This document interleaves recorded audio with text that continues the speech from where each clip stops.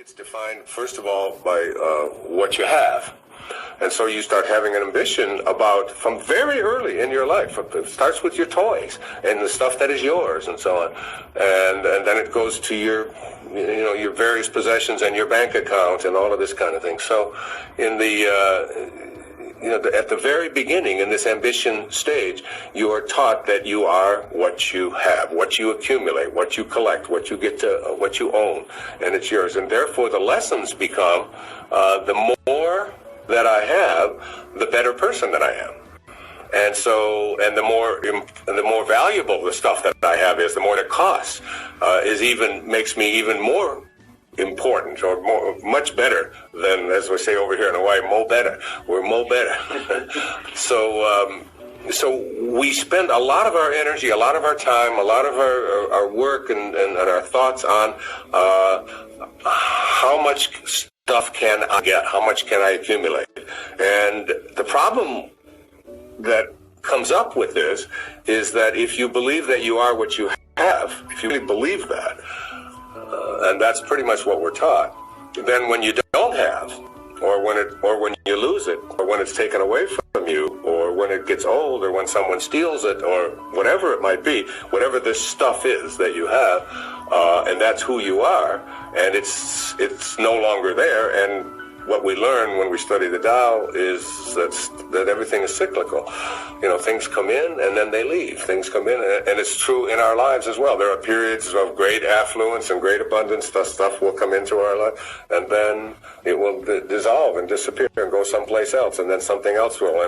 And the cyclical nature of everything in the universe is that it's up and then it's down, and that built into every storm is calmness and so on.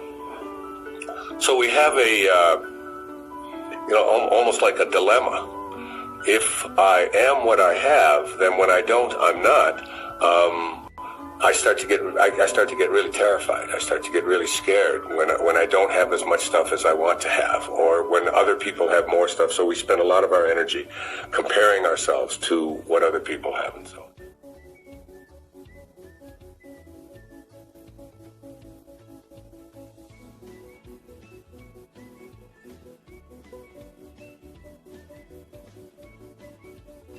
So that's the first lesson of the ego.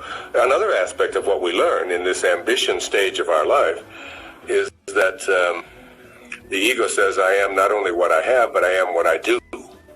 So now it's all about achievement. And this is really huge in the whole ambition thing. So that the more that I do, the more that I achieve, the more awards that I get, the higher that I go on my educational pursuits, the more degrees that I have, all of these kinds of things, getting ahead of the next guy, the whole corporate ladder business, that we train young children in school, and we train them in our schools also. We train them, that what you do is, you have to compare yourself to how other people are doing. So you're in a classroom of 30 kids, and there's the ones who do the best on their exams and so on, get the gold stars when they're in the early grades. They get them all posted on the board, and when they get a little bit higher, they get into the National Honor Society, and they have and they get more awards and so on. And there's this continuous emphasis on becoming more and more and more ambitious in your life, and not only accumulating a lot of stuff, but getting a lot of merit badges behind you. And these merit badges, come in the form of trophies, and they come in the form of all kinds of award letters and things like this. The problem with this is that if you are what you do, then when you don't, you aren't. So if you now can't, let's say you have an accident and you get hurt, or you get dismissed from the job that you're in, or somebody else gets it and you don't. There's an endless number of possibilities, all of which everybody watching has experienced in their life at one time or another, that you get to do and then you don't get to do, and so on.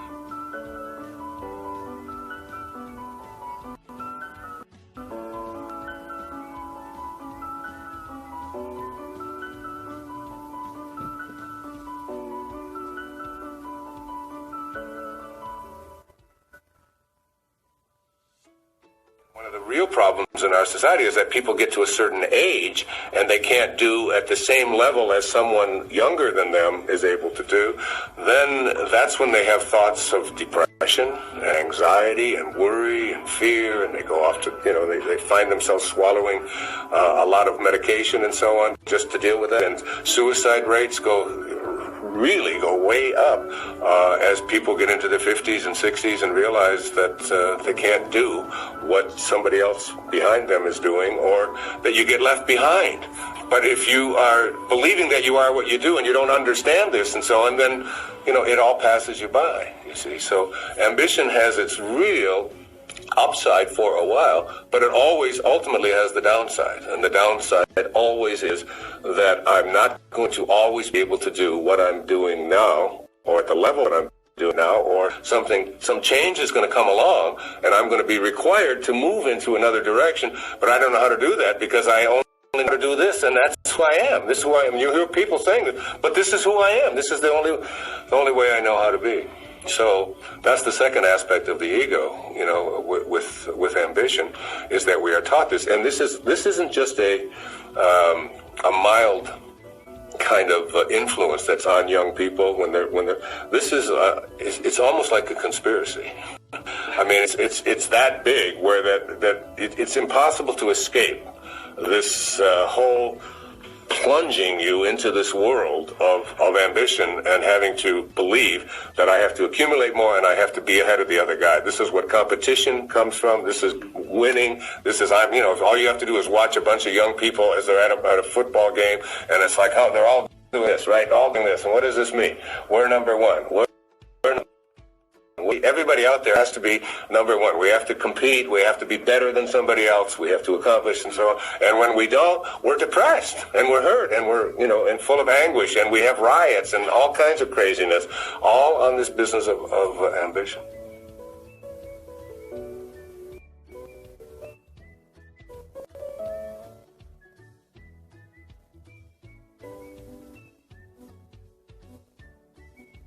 Then the third aspect of ambition and taking on the ego is the belief now that not only am I what I have and what I do, but I also become what other people think of me. So my reputation becomes something really, really important. And young people, we call this peer pressure.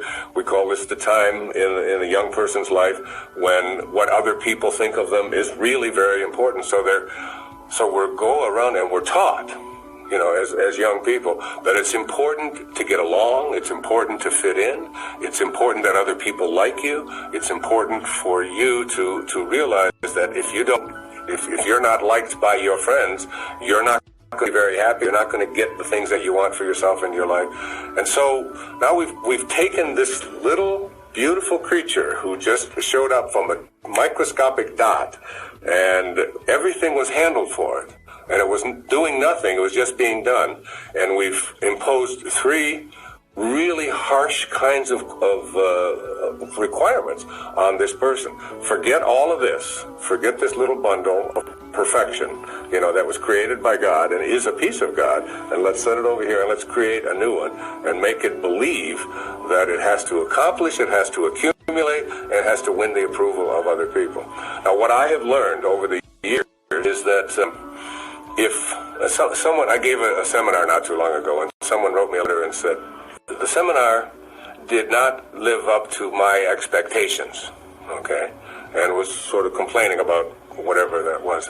And I got thinking about that, like there were 1,000 people at the seminar, and if I have 1,000 people who come to my seminar, all with expectations, how in the world am I going to deliver a seminar and meet everybody else's expectations out there? How is it possible to do that? You can't focus. You can't go out there in front of an audience. You can't perform. You can't do anything in that focused on whether you're going to be approved or liked or accepted by all of the people that are out there. One of the things that you discover and you learn is that you have to become independent of the good opinion of other people. And as I told each one of my children as they were growing up, I'm not focused on, whether people like you or don't like you. You can't be responsible for that. In fact, you should forget about your reputation. It's a meaningless construct because it doesn't exist within you. You don't have a reputation that is going to be something that you can hang on to and use wherever you go. You know, if you give a talk to 1,000 people, you got 1,000 reputations. And maybe will they walk out and you'll ask them, what was it about it? Did you like it at all? And you get 1,000 different responses. That's the way the world is. You know, and the greatest political landslide in American history, I think it was Mondale and Reagan. I think that's what it was. It was, they said it was just a disaster for Mondale because he lost. 45% of the people voted for Walter Mondale for president. 45%. So when you get half the people plus a few percentage points, you got a landslide. So you're looking for, landslides. Half the people plus one or two, and you're doing great, But all the people, everybody that you meet, trying to please everybody out there all the time. So it would seem to me that a person who is focused on who they are, rather than on what other people's expectations are, would be someone who wouldn't at all be concerned about what other people think of them, what their reputation is, and so on. So those three things are the real guts of ambition.